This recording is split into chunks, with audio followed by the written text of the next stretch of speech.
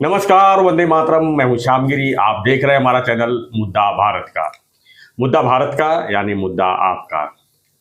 मुद्दा है एक बार फिर से महाराष्ट्र में आरक्षण को लेकर। ये आरक्षण का मामला जो है महाराष्ट्र में शांति नहीं हो रहा है। कुछ ना कुछ लेके जो है कुछ ना कुछ पॉलिटिकल इश्यू से बना ही हुआ है। एक तरह से मनोज जरांगे का मामला जो है शांत हुआ था। 2 महीने का स्टे मिला था उनको कि उन्होंने सरकार को मौका दिया, स्टे नहीं, सरकार को मौका दिया था कि इसमें कुछ फेरबदल करके आगे की प्रोसीजर शुरू करें। लेकिन उसके बीच में अब जो है छगन भुजबल जो है ओबीसी नेता जो हैं इसमें आड़े हाथ ले रहे हैं। इसको आप कह रहे हैं कि जो मनोज जरांगे के लिए सरकार करने जा रही है वो अवैध है, यानी कि सरकार जो है ओबीसी कोटे से जो मराठा आरक्षण देने की कोशिश कर रही है उस पर जो है छगन भुजबल जो है पूरी तरह से विरोध में आ गए हैं, जबकि छगन भुजबल सरकार में भी हैं। ये सबसे बड़ी समस्या है। इसी में थोड़ा विश्लेषण करेंगे हमारे सहयोगी अनिल खत्री जी से और जानेंगे कि आरक्षण का मुद्दा जो है कोर्ट में जाने से पहले कहीं सरकार के ऊपर न आ जाए, इसके ऊपर हम जरा विशेष ध्यान देते हैं। सर, क्या लगता है आपको सर ये कि मामला तो कोर्ट में जाएगा बाद में, लेकिन अभी जो है यहाँ सरकार में ही जो है आपस में। कल आपने भुजबल साहब की जो इंटरव्यू हुआ जी, वो आपने देखा कि नहीं देखा? नहीं देखा। तो मुझे आपको उनके मुद्दे कौन कौन से हैं जी वो पहले आपके लिए और लोगों के भी जानकारी के लिए बताने होंगे। लोगों ने शायद वो देखा होगा, फिर भी मैं मुद्दे एक एक करके आपको बताता हूँ। उनका पहला मुद्दा ये था कि किसी भी कानून के अंतर्गत जी आप ऐसे कोई भी आता है और झेरॉक्स करके लेके जाता है दुकान से, वैसे ये आपने दुकान खोले है सब जगह पे और दुकान में जो आएगा काय बड़ा काय पाहिजे तुला, अरे मला ते ओबीसीचं सर्टिफिकेट पाहिजे, अच्छा ठीक है 1 मिनिट थांब, हाँ ये ले चल। उनका पहला आरोप जो है वो ये है कि जिले जिले में, तालुका में, गांव में सरकार ने दुकान खोले हैं और जिस तरह से झेरॉक्स बांटी जाती है उस तरह से ओबीसी के दाखले दिए जा रहे हैं मनमानी तरीके से। अभी मनमानी तरीके से ये शब्द उन्होंने यूज नहीं किया, यही आरोप हो गया ना उनका। हाँ, मैं आपने जो बोला वो सही है मगर वो शब्द उनका नहीं है जी। उन्होंने बोला कि ये तो अभी ऐसा हो गया कि गांव दुकान खुल गए। सर एक एक उनका मुद्दा लेते हैं जी कि ये तो अभी ऐसा है कि उन्होंने वो मुद्दे के अंतर्गत एक और मुद्दा उठाया है। पहले उनको समझ लेते हैं सर, उनके ऊपर टीका टिप्पणी करने से पहले उन्होंने बोला कि समझो ये झेरॉक्स कॉपी दे दिया उसको जी कि भाई चलो तुम ओबीसी हो, तो वो कॉलेज में जाएगा या तो नौकरी के लिए जाएगा, शिक्षण, नौकरी और ये तुम्हारा शिक्षण, नौकरी और क्या है तीसरा उनका, ये प्रमोशन नहीं, नौकरी में ही प्रमोशन आ गया। तो ये स्पेशल कैटेगरी में उनको जो लाभ मिलते हैं, आर्थिक लाभ वगैरह वगैरह, तो वो बोलेंगे बहुत अच्छा आपके पास ओबीसी सर्टिफिकेट है, मगर आपके पास क्या जाति प्रमाण पत्र जो देते हैं जी वेरिफिकेशन के बाद उनका सर्टिफिकेट है क्या? क्योंकि ये तो आपने दुकान से लाया जी, आपके दुकान के परे एक जाति पड़तालनी समिति करके है, तो ये इसके ऊपर उनका ठप्पा है क्या? तो बोले लाखों लोगों को ने, करोड़ों लोगों को आप ये दुकान में बांटेंगे और बाद में वो जब नौकरी के लिए जाएंगे तो नौकरी वाले बोलेंगे कि भाई ये तो सर्टिफिकेट का कोई काम नहीं है, ये ऐसे सर्टिफिकेट जो है वो बिना वेरिफिकेशन है। आपने बोला मेरा बाबा, काका, मामा, ये उन्होंने तो जरांगे साहब ने तो ये बोला है कि भाई एक पकड़ा गया तो 600 आते हैं उसके साथ, 600 आते हैं तो 600 गुणे 600 आते हैं, 600 गुणे 600, 600 गुणे सब आ गए, सब पूरा मराठा समाज आ जाता है। एक भी मिला तो उनका कहना है कि महाराष्ट्र में दूसरा कोई चेक करने की जरूरत नहीं, क्या के लिए 10,000 चेक करते हैं, जरूरत नहीं ना। एक भी मराठा कुणबी निकला तो महाराष्ट्र के 6 करोड़ हो गए। नारा ही उनका एक मराठा लाख मराठा। हाँ नहीं मतलब 6 मराठे 6 करोड़ मराठे वही हो गए, ऐसा हो गया उनका कहना है। वो नहीं मान रहे भुजबल साहब, वो बोल रहे ऐसे कैसे होगा। लेकिन सर जब सरकार ने जाति दाखिला दे दिया तो उसका इंक्वायरी कैसे होगा कि भाई उससे पहले का लाओ, उससे पहले लाओ, उससे पहले जो मांगेगा तो वो गलत करेगा फिर। हाँ, ये तो सरकार दे रही है सर। हाँ, सरकार दे रही है मतलब ऑफिशियली है ये। हाँ, इसको मान्य होना चाहिए। हाँ, तो इसमें जो है वाया पीछे का कैसे ला कोई देगा और क्यों लेगा ला के? सर मैं ऐसे बोलना नीचे मगर बोलता हूँ मैं ब्राह्मण हूँ जी, मैं क्यों ब्राह्मण हूँ? क्योंकि आप ब्राह्मण घर के पैदा हुए, ब्राह्मण के आपके पूर्वज ब्राह्मण है, इसलिए ब्राह्मण। हाँ, तो मेरे को मेरे बाप जो थे पिताजी वो ब्राह्मण थे जी। इसका सबूत देना पड़ेगा? नहीं, कहाँ देना पड़ता है? नहीं पड़ते। आप कहाँ, आप अपना अपना बर्थ, ये स्कूल का कोई भी लिविंग सर्टिफिकेट में आप अपना पिताजी नाम लिख देते, वही मान्य हो जाता है ना। पिताजी का नाम लिखा मगर जात भी लिखते हैं ना, अभी तक लिखते हैं ना। हाँ, लिखते हैं। तो वो जात कौन वेरीफाई करता है? कहाँ वेरीफाई होता है? जो लिखा हुआ है वही मान्य होता है सर। तो मैंने कहा अगर अनिल थत्ते और कुंडी लिखा होता तो मैं कुंडी हो जाता था स्कूल सर्टिफिकेट से। हाँ, क्या बात कर रहे हो? बिल्कुल हो जाते थे। तो सबने क्यों नहीं किया? अब नहीं किया सर, उसका कुछ सिस्टम होगा, नहीं किया। वो सिस्टम क्या है? यस, वो सिस्टम क्या है कि जिसकी वजह से अगर अनिल थत्ते के सामने मैंने कुंडी या मराठा लिख दिया तो वो मान्य नहीं क्यों होगा? क्यों नहीं होगा? मराठा ही जो है, कोई मराठा सीधा मराठा तो नहीं लिखता ना सर, सिंधी लिखते हैं, पाटिल लिखते हैं, और भी चीजें लिखते हैं, साथ में कुंभी कहाँ लिखते हैं कोई? नहीं, जात तो लिखना पड़ता है। जात शिंदे और पाटिल ये नहीं होती है, कुणबी या मराठा या ऐसी बहुत सारी जाती है। अभी सर मेरा ही सर्टिफिकेट है, मेरा आधार कार्ड है श्याम, मेरा पिताजी का नाम गिरी, अब उसमें जात कहाँ लिखा रहेगा सर? नहीं, स्कूल सर्टिफिकेट गिरी है ना, सरनेम है ना सर, स्कूल सर्टिफिकेट होता है ना। सरनेम क्या है? सरनेम भी आप कमाल करते हैं सर। सरनेम किस में भी किस होते हैं। मेरे तो जितने दलित मित्र हैं जी, उन सबके सरनेम ब्राह्मण है। अब देखिए सर, यहाँ का सिस्टम महाराष्ट्र का इतना नहीं मालूम। नहीं, ब्राह्मण क्यों है उत्तर प्रदेश सर? बदल के ले सकते हैं ना गैजेट में 500 रुपए भर के। जिनको लगता है कि भाई मेरा दलित होना छुपाना है, उसकी वजह से मेरे पक्षपात होता है। सर बहुत से लोग तो सरनेम लगाते ही नहीं, मालूम है आपको?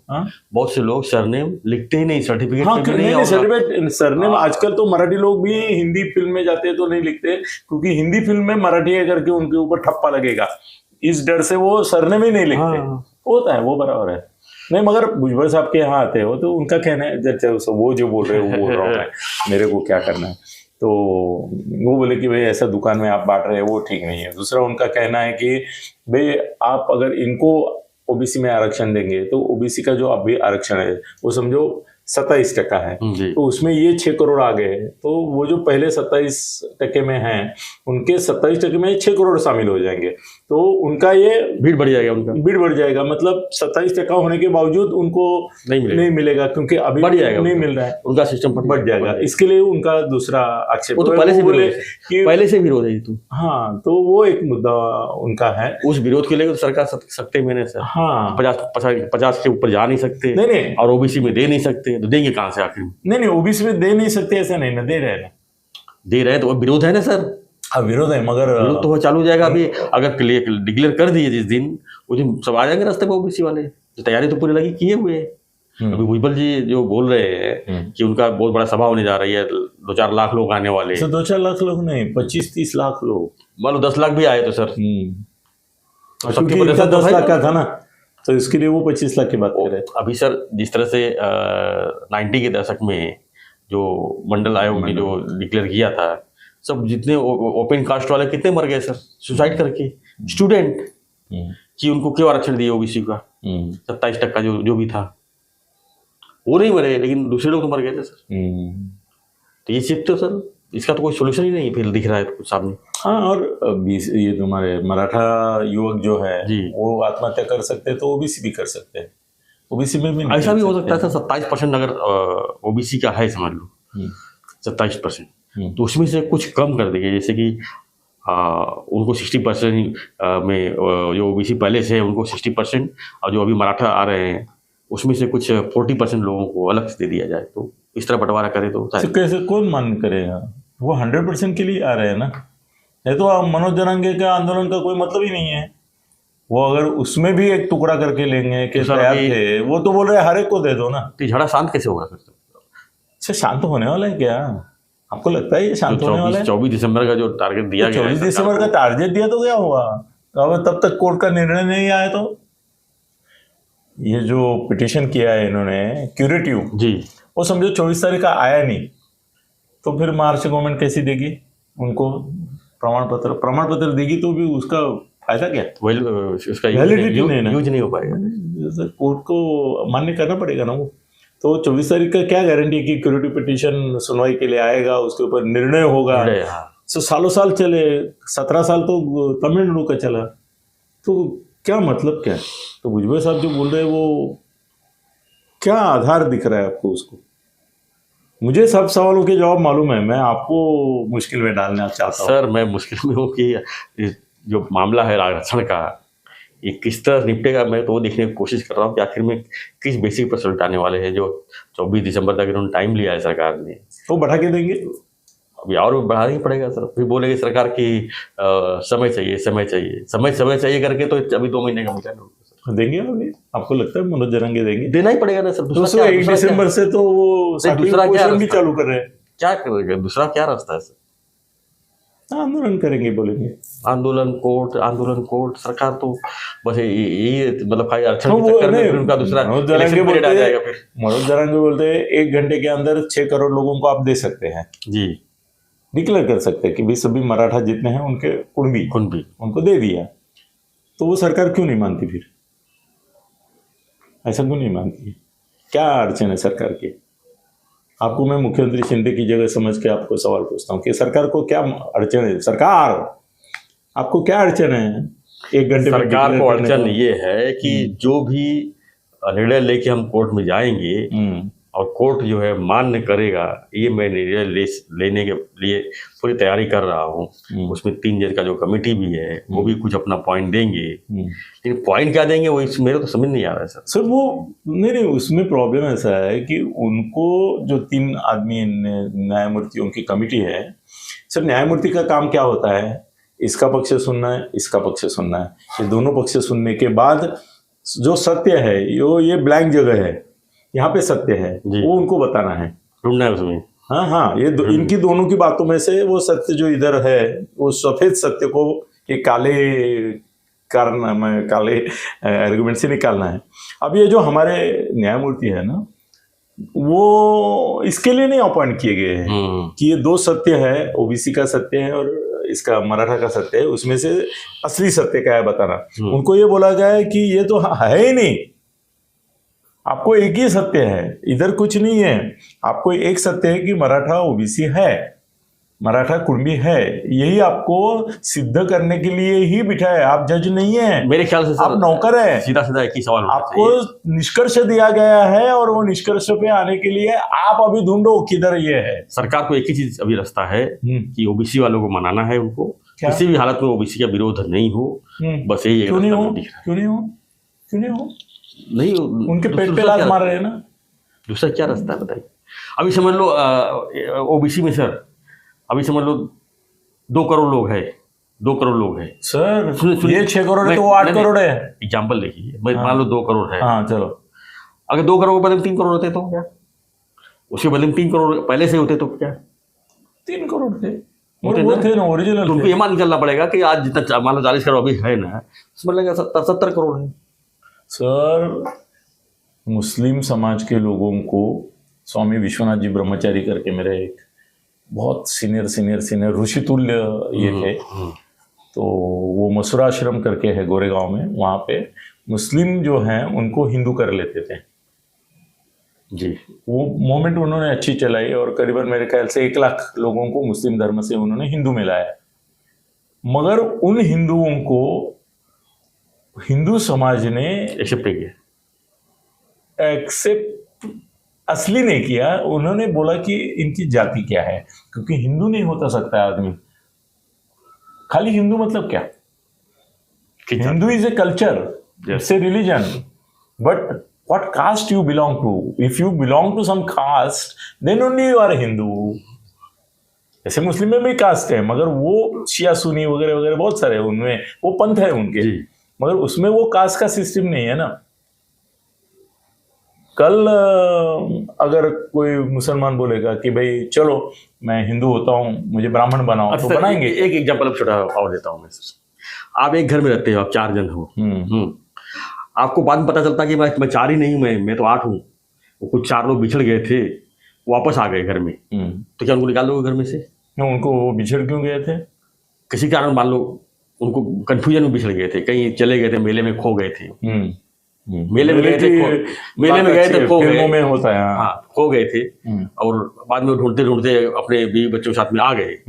अच्छा, बीवी बच्चों के साथ भी आएंगे तो बीवी बच्चों के साथ ही आएंगे ना, क्योंकि खोए थे तो बच्चे थे, अब आए तो पूरे परिवार से आएंगे ना, तो क्या उनको घर में से निकाल दोगे आप?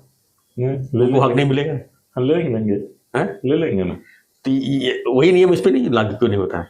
चलो करो लागू। ओबीसी में हाँ करो। एक पार्ट से मतलब बाहर था, तो भुजबल को इतना महत्व क्यों करे मीडिया? अगर इतना ही आसान है मामला कि 4 भाई जत्रे में बिछड़ गए थे, तो बाल बच्चों के साथ आ गए। मीडिया इसलिए दखल दे रहा है कि सेंसिटिव मैटर है, बस। क्यों सेंसिटिव है? आसान है ना सर, आपने तो बता दिया 4 भाई गए थे, वापिस आ गए, घर में ले लो, खत्म मामला। खत्म तो वो उनको क्यों बोल रहे भुजबल हो? को ये क्यों नहीं समझ रहा है? भुजबल को समझाने वाला चाहिए सर, ये एग्जाम्पल भुजबल जी को। चलो मैं आपका समझना चाहिए। अपॉइंटमेंट कर देता हूँ, मेरे पास तो भुजबल का फोन भी है, मैं अपॉइंटमेंट दे कर देता हूँ, उसको पूछाओ आप 4 मेले में खो गए हुए भाई आपके आगे। सर अगर आप मानते हो कि मराठा समाज ओबीसी है, कुणबी में है, तो एक्सेप्ट करना पड़ेगा सर ओबीसी को। हमारे वो कुंभी में है, ये सिद्ध करने के लिए कोई वो समझो कल सर देखो महाराष्ट्र में वो पेशवाई थी जी, तो उसमें पानीपत हुआ, तो पानीपत में सदाशिवराव भाऊ करके जो पेशवे थे वो लोगों के सामने मर गए, मगर जिन लोगों के सामने मर गए वो भी भाग गए या मारे गए। तो बाद में एक आदमी उत्तर भारत से आया और बोला कि मैं सदाशिवराव भाऊ हूं, मैं तो मरा ही नहीं, मैं मरा नहीं, मैं भाग के निकला था, अभी मैं आया हूं, मुझे पेशवा करो। और उनकी बीबी जो थी वो आस लगाए बैठी थी कि मेरा सदाशिव भाऊ आएगा, मेरा हस्बैंड आएगा, तो उसने मान लिया कि ये मेरा हस्बैंड है। और बाकी जो पेशवे थे वो खिलाफ हो गए, बोले इसका प्रूफ क्या है तुम्हारे पास कि तुम सदाशिव भाऊ हो? वो बोला प्रूफ क्या है, मैं सदाशिव हूँ, मैं आ गया हूँ, तुम्हारा बिछड़ा हुआ भाई बात है, आया तो उसको देने और तुम पेशवा मुझे करना नहीं चाहते करके तुम विरोध कर रहे हो।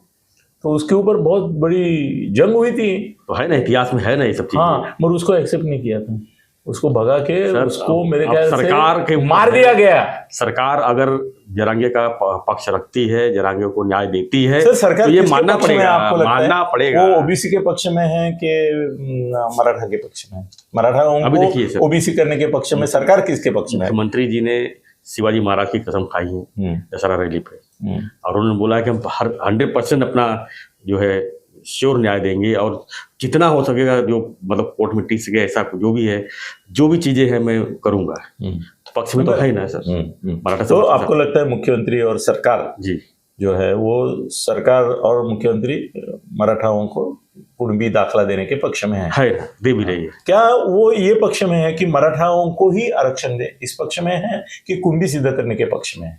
कुणबी सिद्ध, मतलब मराठा करने के पक्ष में नहीं है सरकार। कुणबी मराठा, हाँ, मतलब वो बोलते कि हम मराठा करके नहीं दे सकेंगे मगर कुणबी करके दे सकेंगे, ऐसा है। तो इसमें सरकार को दो फायदा नहीं।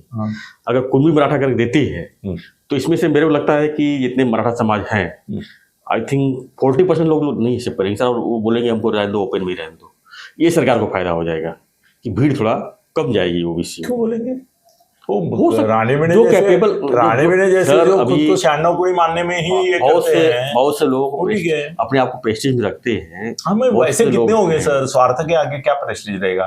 कल किसी को अगर लाख रुपया मिल रहा है और उसको बोला कि तुम बोलो मैं ओबीसी हूँ, तो लाख रुपया लेगा कि ओबीसी का ये करेगा? बट खाली मराठा लिख के और उनको सर्टिफिकेट मिल जाएगा, मुझे लगता है ऐसा होगा। मराठा लिख के और उनको ओबीसी सर्टिफिकेट मिल जाएगा, ऐसा नहीं लगता कि देंगे ऐसा। दे तो रहे 10,000 दे भी दिए, बोले पिछले 4 दिन से चल रहा है, कुणबी लिखे हुए दे 10,000 से। तो यही चीज है ना सर, तो 6 करोड़ को मिल, जैसे आपने कहा कि जिसको पहला दिया उसे फाड़ के फेंक दिया, क्योंकि हाँ वो उसने तो सरकार का मजाक उड़ाया, सरकार का मजाक उड़ाया, तो वो जानबूझ कर ही गया। तो ऐसे बहुत से लोग हैं सर, नहीं लेना चाहिए। हाँ नहीं, राणे साहब ने बोला है ना हम नहीं लेंगे, तो ऐसे बहुत से राणे साहब होंगे ना सर। कितने होंगे? 6 करोड़ में कितने होंगे?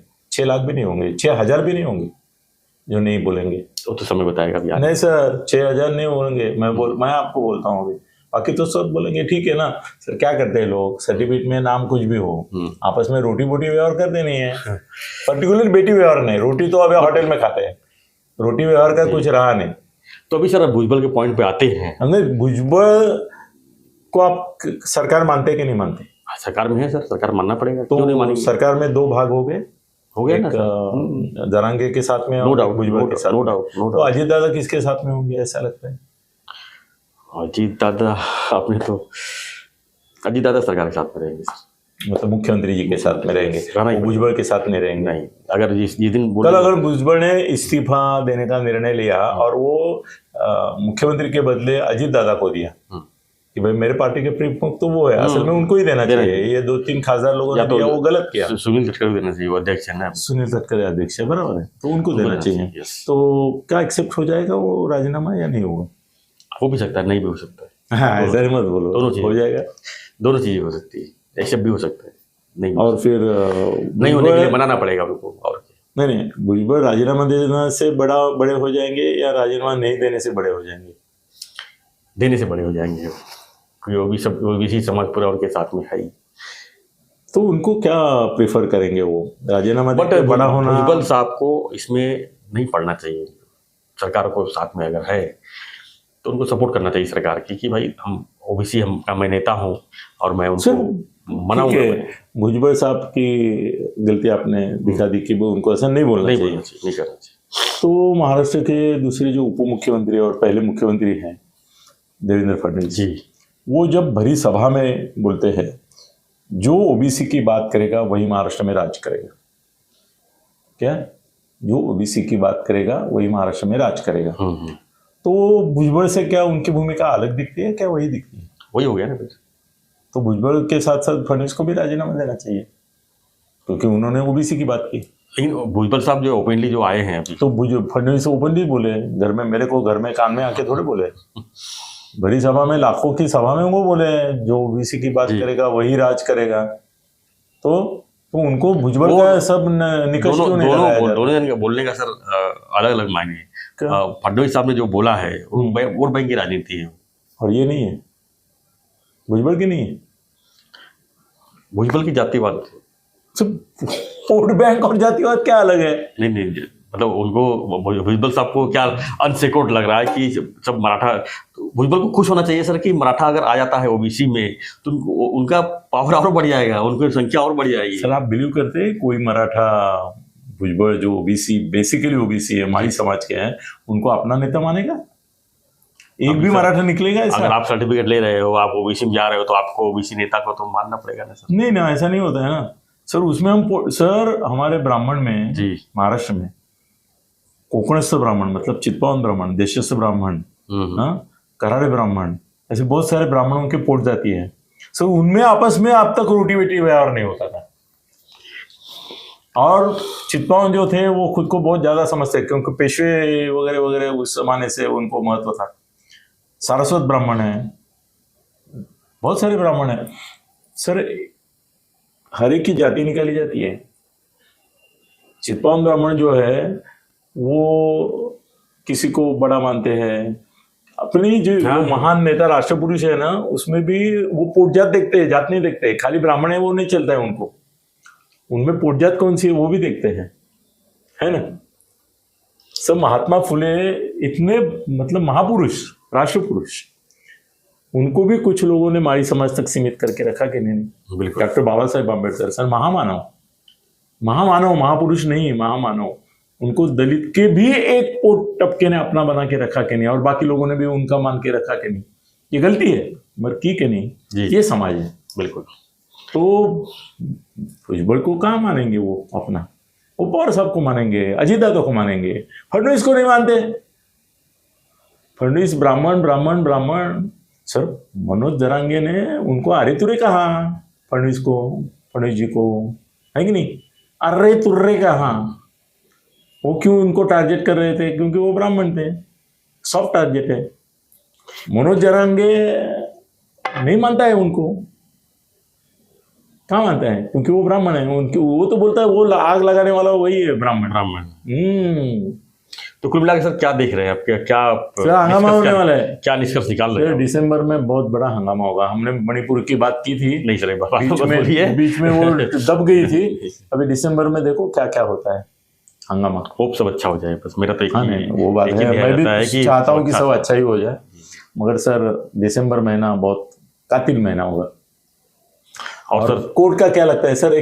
3 सब्जेक्ट में आप हाँ ना करो, कोर्ट मराठा आरक्षण के पक्ष में निर्णय देगा नहीं देगा? एक शब्द में हाँ या ना बोलो, हो सकता है मत बोलो, हाँ या ना। मैं दोनों नहीं बोल पाऊंगा, मैं इस पे जवाब नहीं दे पाऊंगा। क्यों? कोर्ट का आपका तो कोर्ट का मामला है सर। नहीं, कोर्ट का मामला है तो क्या होगा?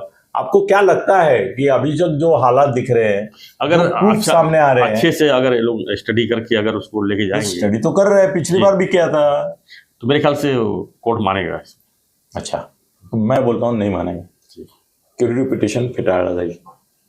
ठीक है। दूसरा फिर महाराष्ट्र गवर्नमेंट जो है वो 6 करोड़ मराठाओं को ओबीसी सर्टिफिकेट देने में कामयाब रहेगी या नहीं रहेगी? हाँ या ना? नहीं रहेगी।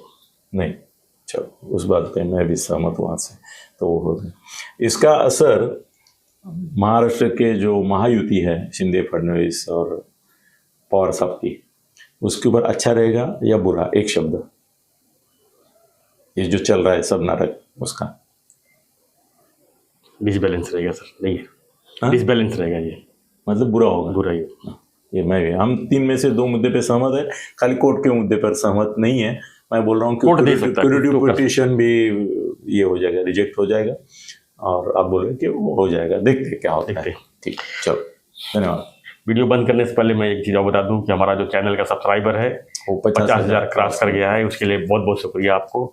आप जो हमारे जो सब्सक्राइबर हैं, हमारे जो व्यूअर हैं, उनके लिए बहुत बहुत लाख लाख धन्यवाद कि आप लोगों ने हमारे चैनल को बड़ा करने में अपनी अभी 1 लाख की टारगेट है। अगला टारगेट 1 लाख है, उसके बाद आगे चलता रहेगा।